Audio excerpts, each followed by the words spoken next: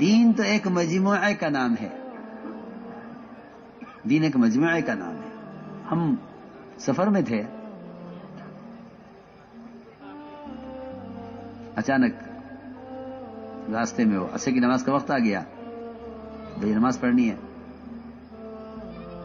تو ساتھی کہنے لگے کہ یہاں ہمارا کارخانہ ہے، بڑا کارخانہ ہے، اس میں راستے میں ہے، بالکل سڑک کے کنارے ہے، ہائی وے پر، یہاں نماز پڑھنے عصر کی. ٹھیک ہے، وضو بھی کرنا تھا، یہاں پڑھ لیتے ہیں. اندر کے کارخانے میں تو ایک مشین دیکھی ہم نے جو شاید 20-25 میٹر لمبی. میں بتایا کہ اس میں یہ سامان بنتا ہے. تو کہنے لگے جس کو دعا کر دیا یہ مشین بند ہے، اور اس کے بند ہونے کی وجہ سے کروڑوں کا نقصان ہے. میں نے کہا کیوں بند ہے؟ تو وہ ایک چھوٹا سا پرزا انگلی میں پکڑ کر لائے، کہیں جی یہ چھوٹا سا ایک پرزا ہے، یہ جرمنی سے آنا ہے اور اس کے آنے میں کچھ دشواری ہے، کچھ مشکلات ہیں. کیا ہے؟ میں نے کہا اتنی بڑی مشین ہے تم اسے تو چلاؤ، یہ پرزا جب آئے گا دیکھی جائے گی. کہ نہیں جی یہ پوری مشین اس پرزے کے بغیر بیکار ہے. تو بات سمجھ میں آئی. میں نے سوچا، میں نے کہا یہ بھی مخلوق کی بنائی ہوئی مشین اس پرزے کے بغیر بیکار ہے، تو جو نظام اسلام اور اسلام کے احکام اور ایک مکمل ضابطۂ زندگی اللہ نے بنا کر دیا ہے، مسلمان اس کو ٹکڑے کر کے اور اس کے اجزاء بکھیر کے اور چند اجزاء اس میں سے چھانٹ کر یوں کہے کہ اس سے میں کامیاب ہو جاؤں گا. میں نے کہا جو مخلوق کے ہاتھ کی بنائی ہوئی مشین کے ایک چھوٹے سے پرزے کی کمی کی وجہ سے یہ پوری مشین بیکار پڑی ہے، اس سے کوئی فائدہ نہیں ہے. مسلمان جزوی اسلام سے کامیاب ہو جائے گا کہ ہاں میاں جتنا اسلام ہے کافی ہے. حالانکہ بات یہ نہیں ہے کہ 10% اسلام تو 10% کامیابی اور 50% اسلام تو 50% کامیابی. اللہ نے کامیابی کا وعدہ کمال دین پہ قد افلح المؤمنون کہ ہمارے یہاں تو ایمان کے سارے احکام جتنے ایمان کے ساتھ ہیں ان سارے احکام پر کامیابی کا وعدہ ہے. سارے احکام پر کامیابی کا وعدہ ہے. ایسا نہیں ہے کہ جزوی اسلام ہو تو جزوی کامیابی آ جائے، ایسا نہیں ہے. یہ بات اس مشین کو دیکھ کر سمجھ میں آئی کہ جب یہ مشین بیکار ہے اور اس سے لاکھوں کروڑوں کا نقصان ان کا ہو رہا ہے، مال نہیں بن رہا کہ مشین نہیں چل رہی ایک پرزے کی وجہ سے. تو میرے دوستوں عزیزوں، اصل میں بات یہ ہے کہ اسلام تو ایک مکمل طریقے زندگی کا نام ہے. ہاں یہ نہیں کہ حالات کے اعتبار سے. تو میں نے عرض کیا کہ یہ منافقین کا کام تھا کہ وہ چلتے تھے حالات کے اعتبار سے کہ بھئی حالات دیکھو. اس زمانے کا مسلمان بھی حالات کے اعتبار سے چل رہا ہے، حکم کے اعتبار سے نہیں. ایک بات. دوسری بات یہ ہے کہ ایمان کے بغیر وعدے پورے نہیں ہوتے. جتنے بھی وعدے ہیں اعمال پر، وہ سارے وعدے یقین کرنے والوں کے لیے پورے ہوتے ہیں. حضور اکرم صلی اللہ علیہ وسلم اپنے صحابہ سے وعدے کرتے تھے، اپنے صحابہ سے وعدے کرتے تھے. ان وعدوں کو منافقین بھی سنتے تھے، ایمان والے بھی سنتے تھے، لیکن دونوں کے سننے میں فرق تھا. وہ فرق مجھے بتانا ہے، اور یہ فرق میں اس لیے بتا رہا ہوں تاکہ اس زمانے کے مسلمان ڈریں، ان میں ڈر پیدا ہو. کیوں؟ اس لیے کہ اللہ حفاظت فرمائے اس زمانے میں بھی اللہ کے وعدوں کو سننے والوں کی دو قسمیں ہیں.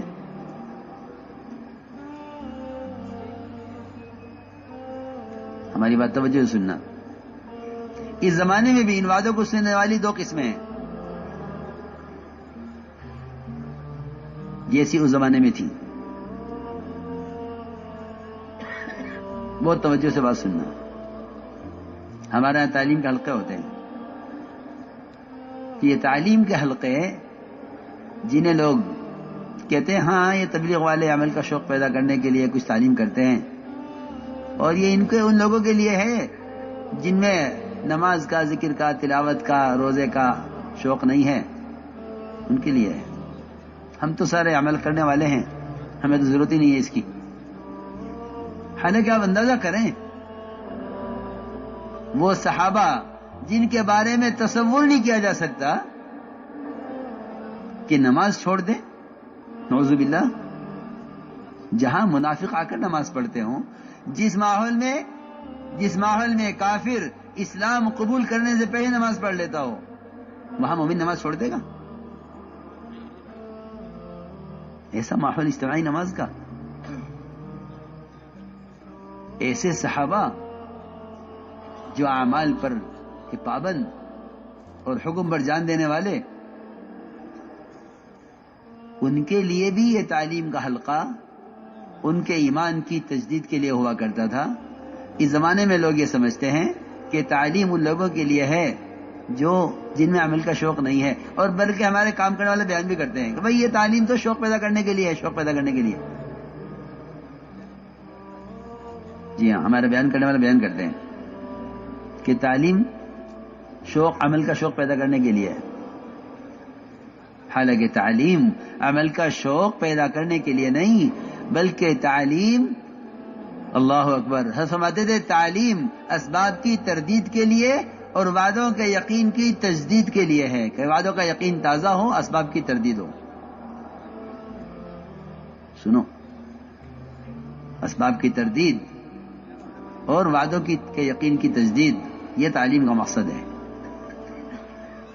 جس کو میں نے کہا ہے کہ ایمان کے بغیر وعدے پورے نہیں ہوتے، کہ وعدوں پر یقین لاؤ، ہم وعدے پورے کر دیں گے.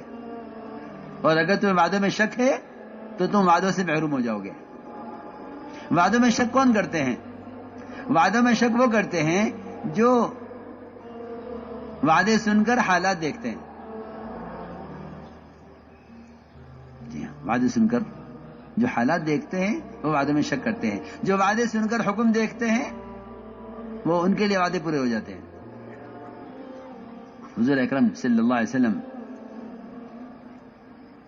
تعلیم آپ کے زمانے میں زبانی ہوتی تھی، آپ اللہ کی طرف سے آنے والے وعدے صحابہ کو سناتے تھے. اس زمانے میں صرف اتنا ہے کہ وہ وعدے کتاب میں لکھے ہوئے ہیں، کتاب پڑھ کے سنائی جاتی ہے. جی ہاں، آپ نے وعدے فرماتے تو وہ وعدے ہوا کرتے تھے برے حالات میں، کیونکہ اگر وعدے اچھے حالات میں ہوں تو منافقین بھی کہیں گے کہ ہاں سمجھ میں آ رہا ہے، ہو سکتا ہے ایسا، حالات بتلا رہے ہیں کیسا ہو جائے گا. ارے سنو تو صحیح، وعدے ہوتے تھے برے حالات میں، حدیبیہ میں فتح کا وعدہ، فتح کی کوئی چیز نہیں ہے. خندق میں فتح کا وعدہ، خندق میں کوئی چیز فتح کی نہیں ہے. قیصر کسریٰ کے محلات کے فتح ہونے کی خبر دی گئی ہے جب صحابہ سردی میں، بھوک میں، کپڑوں کی قلت میں، صحابہ کی تعداد کی کمی، دشمن زیادہ، خوف زیادہ، اور آپ قیصر کسریٰ کے محلات کے فتح کی خوشخبری سنا رہے ہیں. منافقین نے کہا ما وعدنا اللہ ورسولہ الا غرورا، کہ کچھ بھی نہیں ہوگا، حالات تو دیکھو ان کے. آج کا بھی مسلمان ایسا ہے، آج کا مسلمان بھی ایسا ہے جو کسی ملک کے مال کو اور کسی ملک کی طاقت کو دیکھ کر کہہ دیتا ہے کہ ہاں یہ کامیاب ہیں، اور اپنے کو دیکھ کر کہتا ہے کہ ہم کچھ نہیں کر سکتے. جی ہاں، یہ اس بات کی علامت ہے کہ اللہ کے وعدوں کا یقین دلوں میں کمزور ہو گیا ہے، اور مادی شکلیں ان کا رعب دلوں پر بیٹھ گیا ہے. اس لیے ساری امیدیں ملک و مال سے وابستہ ہیں. چنانچہ حضور اکرم صلی اللہ علیہ وسلم نے وعدے جب بھی کیے برے حالات میں کیے. آپ دیکھیے خندق میں کھانے کو نہیں ہے، دیکھیں جابر کے یہاں سب کا کھانا، چٹان اڑی ہوئی ہے، خندق کی کھدائی ہو رہی ہے، دشمن کے سے حفاظت کے لیے خندق کھود کر مقابلہ کر رہے ہیں، لیکن آپ فرما رہے ہیں صحابہ سے قیصر کسریٰ کے محلات اور ان کے سفید محلات وہ فتح ہوتے ہوئے دکھلا دیے گئے ہیں. کیوں؟ اگر برے حالات میں وعدے نہ ہوں تو منافقین چھٹ کر کیسے الگ ہوں گے؟ سنو میں کیا کہہ رہا ہوں، اگر وعدے برے حالات میں نہ ہوں تو نفاق چھٹ کر کیسے الگ ہوگا؟ نفاق تو چھٹے گا ہی جب وعدے برے حالات میں کیے جائیں. اس لیے صحابہ کرام منتظر رہتے تھے کہ یہ وعدہ پورا ہوگا. عجیب بات ہے، تعلیم کا حلقہ چل رہا تھا، آپ نے فرمایا کہ تم حرا کا علاقہ فتح کرو گے. یہاں تو حال یہ ہے کہ صبح کی تعلیم کی کوئی حدیث ظہر کی نماز میں یاد نہیں، اور ظہر کے بعد کی تعلیم کی کوئی حدیث عصر مغرب میں یاد نہیں. قیامت پر کیا ملے گا؟ ادھر اذان ہو گئی، ادھر گاہک آ گیا، کیا کروں؟ یہ تو ظہر کی تعلیم کا اثر نہیں اس شخص پر جس کے صبح سے شام تک کوئی آمدنی نہ ہوئی تھی، اچانک ادھر مغرب کی اذان ہوئی، ادھر گاہک آ گیا. اللہ اس وقت گاہک کو کیوں لائے؟ رزق دینے کے لیے نہیں لائے ہیں، وہ رزق دینے میں گاہک کے پابند نہیں ہے. میں پہلے کہہ چکا ہوں، اللہ گاہک کو لائے ہیں اس وقت یہ دیکھنے کے لیے کہ یہ نماز کے لیے گاہک کو چھوڑ کر آتا ہے یا یہ گاہک کے لیے نماز کو چھوڑ دیتا ہے. یہ اس امتحان کے لیے صبح سے شام ہو گئی، کوئی آمدنی نہیں ہوئی، کوئی گاہک نہیں، کوئی کسٹمر نہیں، اور ادھر اذان ہوئی مغرب کی، ادھر گاہک آ گیا. اللہ دیکھنا چاہتے ہیں اس وقت اس کا جو قدم اٹھے گا نماز کے لیے، میں اس کی نہیں اس کی نسلوں کے لیے روزی کا انتظام کروں گا. اور اگر اس وقت یہ بلانے پر نہیں آیا، عجیب بات ہے، لوگ کہتے ہیں وہ تو جماعت کی نماز تو سنت ہے. عجیب جہالت ہے اس زمانے میں، جہالت کہا جائے جہالت، کہ جماعت کی نماز تو سنت ہے، فرض تو ہے نہیں. ابھی یہ کام ذرا ضروری آ گیا، اسے کر لو، نماز قضا نہیں ہوگی، پڑھ لیں گے ابھی جا کر. جماعت سے پڑھنا سنت ہے، نماز پڑھنا فرض ہے، یہ کہتے ہیں. حالانکہ اذان نماز کا ٹائم بتانے کے لیے نہیں ہے، اذان نماز کا ٹائم بتانے کے لیے نہیں ہے. نماز کے اوقات تو اذان کے شروع ہونے سے بہت پہلے بتا دیے گئے تھے، ہجرت سے بھی پہلے. سنو میں کیا کہہ رہا، اذان بہت بعد میں آئی، نماز کے اوقات پہلے بتا دیے کہ نماز کس وقت سے کس وقت تک کون سی پڑھنی ہے. اذان بہت بعد میں آئی ہے، نماز کے اوقات پہلے آ گئے. ہاں تو اذان اعلان کے لیے نہیں ہے، اذان تو دعوت ہے کہ آپ کو اللہ نے بلایا ہے، سارا نظام چھوڑ کر دنیا کا مسجد میں آ جاؤ. حضرت فرماتے تھے فرماتے تھے 4 مہینے لگایا ہوا ساتھی ہے، اذان مغرب کی ہوئی، ادھر گاہک آ گیا کہ نہیں بھائی نماز کے بعد لے لینا مال، کہ میں نماز کے بعد نہیں آ سکتا، کہ نہیں آ سکتے تو مت آؤ، لیکن نماز چھوڑ کر میں نماز چھوڑ کر تمہارا کام کروں، یہ نہیں ہو سکتا. مجھے رزق اللہ دیتے ہیں، میں نماز چھوڑ کر تمہارا کام نہیں کر سکتا، چلو نماز کے لیے. یہ یوں نہ سمجھے کہ میرا ایمان بن گیا ہے کیونکہ میں نے آج صبح سے کوئی گاہک نہ آیا، لیکن اب مغرب کی نماز کو میں نے ترجیح دی ہے جماعت کے ساتھ. اللہ نے بلایا ہے اپنے گھر میں، نماز کے لیے آنا الگ چیز ہے، اللہ کے بلانے پر آنا الگ چیز ہے. اللہ نے بلایا ہے، جی دعوت ہے. اذان دعوت ہے، اذان دعوت ہے، اللہ نے بلایا ہے مسجد میں.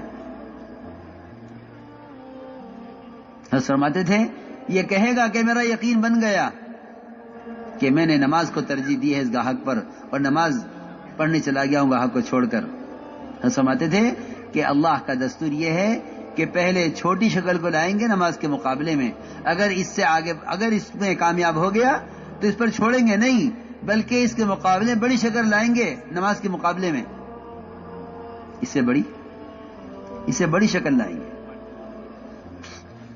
یہی تجارت کو چھوڑ کر نماز کے لیے جانے والا جب یہ مسجد کی سیڑھی پر پہنچا، پیچھے سے کسی نے آ کر کہا کہ وزیر اعظم آ گئے ہیں، آپ کو بلا رہے ہیں۔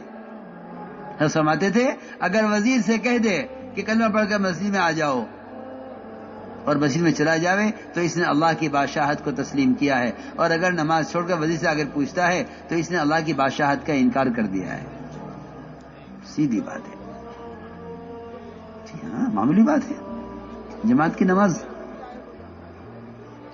کی نماز کی حکمت یہ تھی کہ تم فجر کی نماز سے لے کر عشاء کی نماز تک 5 مرتبہ اغیار سے، منافقین کے درمیان سے نکل کر بتلاؤ کہ ہم مسلمان ہیں۔ جی ہاں، 5 مرتبہ مسلمان غیروں سے نکل کر تجارت میں، سرمایہ داری میں، حکومت میں، وزارت میں، صدارت میں، عہدوں میں، جس شعبے میں بھی ہے، 5 مرتبہ یہاں سے نکل کر آؤ مسجد میں اپنا امتیاز اور اپنی شان اور اپنی پہچان بتانے کے لیے کہ ہم ایمان والے ہیں، تاکہ محلے میں اللہ کو ماننے والے نہ ماننے والے یہ صبح سے لے کے شام تک 5 مرتبہ الگ ہو کر دکھلائیں۔ جی ہاں، اگر گھر میں پڑھ لو، اگر دفتر میں پڑھ لو نماز، اس سے یہ بات ثابت نہیں ہوگی۔ جو بات مسجد میں آ کر اس ماحول سے نکل کر اپنے آپ کو ظاہر کرو کہ ہم مسلمان ہیں، یہ جو آیت ہے پوری قرآن کی، وَمَنْ أَحْسَنُ قَوْلًا مِّمَّنْ دَعَا إِلَى اللَّهِ وَعَمِلَ صَالِحًا وَقَالَ إِنَّنِي مِنَ الْمُسْلِمِينَ، یہ ایسی تھوڑا ہی ہے کہ دعوت اذان اور اس پر اس کے عمل کی پختگی نماز، اور اس سے اپنے آپ کو مسلمان ثابت کرنا، اور کہے کہ میں مسلمان ہوں۔ جی ہاں، وہ کہے کہ میں مسلمان ہوں۔ آپ کا مسلمان ہونا جب ثابت ہوگا جب آپ اللہ کے بلانے پر اللہ کے گھر آئیں، ورنہ جماعت کے نماز منافقین بھی نہیں چھوڑتے۔